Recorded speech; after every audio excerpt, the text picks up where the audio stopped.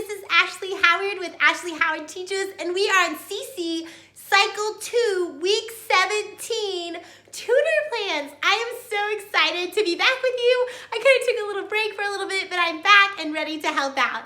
All right, if you are new here, I am so excited. I love joining the homeschool journey with other people who love the Lord and who are excited about teaching children.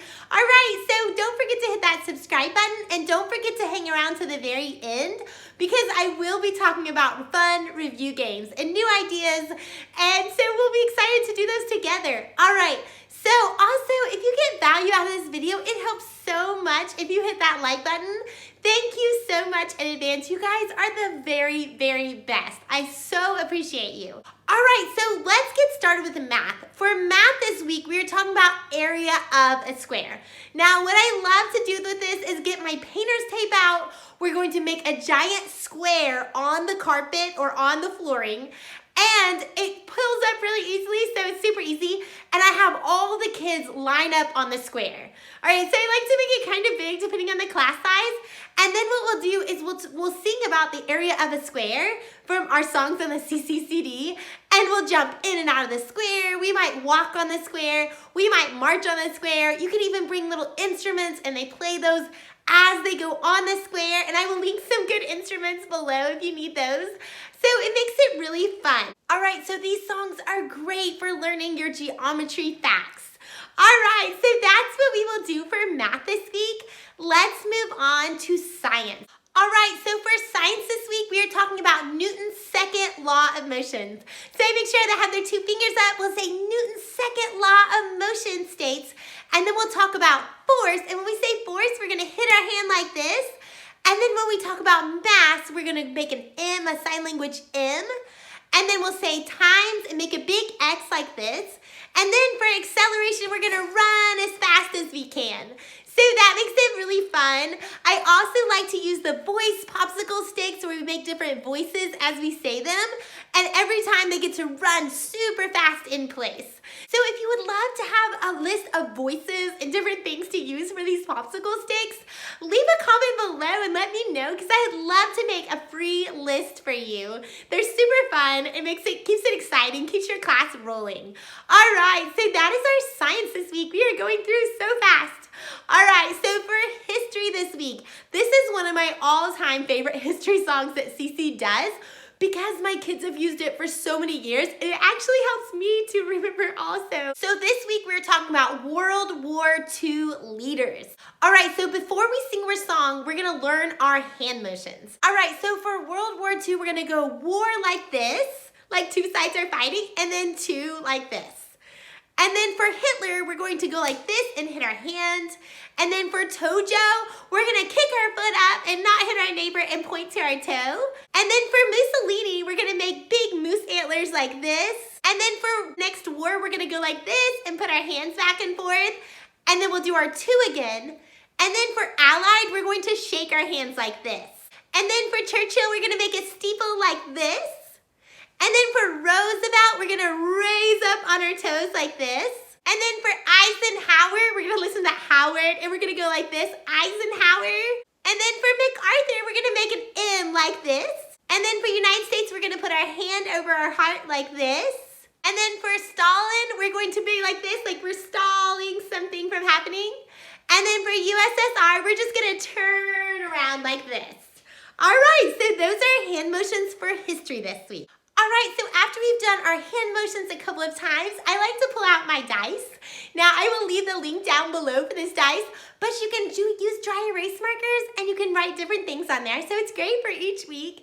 So they'll roll the dice and it might say something like, sing it fast, or sing it slow, or sing it in a proper voice, different things like that. So those are really fun to use because they each get a turn and it gets them singing their history and they're excited about it. All right, so before we move on, I wanted to tell you I love to read to my kids at home about the history sentences so that they kind of get a wider view of what's going on. So I'm gonna leave a list below of books that are perfect to read at home for World War II, World War I, so you can check those out in the description below. All right, so let's move on to Latin. All right, so for Latin this week, we're talking about future tense. All right, so what I like to do is I like to put them on my board, write them all out really big on the board, and what we'll do is we'll go through and use our hands. I also like to use a puppet for my younger kids. If I have younger students, we'll use the puppet. They get to pick a puppet out of the bag, and then they get to put their hand in, and then they get to use the pointer. Now, for older kids who may not be interested in that, you might just use the pointer hands. I'll leave all of this link below also. You can also just make a bag of pointers. So I often go through my house, and I'll pick out 5 or 6 things. It might be a stuffed animal, it might be a transformer, depending on the interest of my class. I'll find fun things that'll get them engaged, and they get to point with that. So it might just be a shimmery glove, and they get to point and wear the shimmery glove as they point around at their Latin. But they all get a chance to go, they have fun with it, and I love to see their smiles when it's something that really excites them. All right, so that is our Latin this week. Let's move on to geography. All right, so for our geography this week, we have some smaller countries listed in there that are harder for them to use manipulatives with. So what I like to do is put a little smiley face on their pointer finger so that they have something fun on there, and it just makes it more fun. And so what I like to do is before we grab out the pens and start tracing and everybody's looking for it, I like them to look up with me and have point to them on the map and have them point with me and say it with me. I think that really helps them because I think when they have their pen out, they get lost in trying to trace, or they start to trace ahead and you kind of lose everybody. But you say, everybody, we're not moving on until everybody has their finger on Luxembourg. And so they all point together and the parents can come around and check. So I'm a big advocate of geography. I love that they learn all these different countries. It's so exciting. And the more times they go through that cycle and learn it, the better they will become at identifying those as they get older. So that practice is so essential and so exciting to watch their minds grow in this way. All right, so we'll have our little smiley face, we'll point, and then we'll trace and we'll dot, and I always like to go back through and do them out of order so that they have to kind of not just go in order and say them, but kind of go out of order and really know where they're located. All right, so that is our geography. It's time to move on to review games. All right, so I'm so glad you stuck around to the very end to hear about review games. If you haven't yet, would you hit that subscribe button? And also leave me a comment below. Let me know, how long have you been homeschooling? I can't wait to hear. All right, so for this week for review, I like to do Jenga. All right, so not just your regular Jenga. I found a really cute one. I will link it below, but it has these little faces on here. It has a little dice with the color, and they stack up just like Jenga.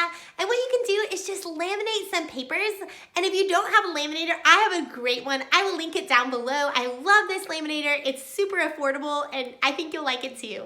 All right, so what I like to do is I just put the week on there and the subject. And they pull it out, and I ask them that question, and then if it falls down, we build it back up again and we review. So it helps us to be organized, make sure we're hitting all of those weeks, those past 6 weeks of review, and they have fun with it and they're excited to play.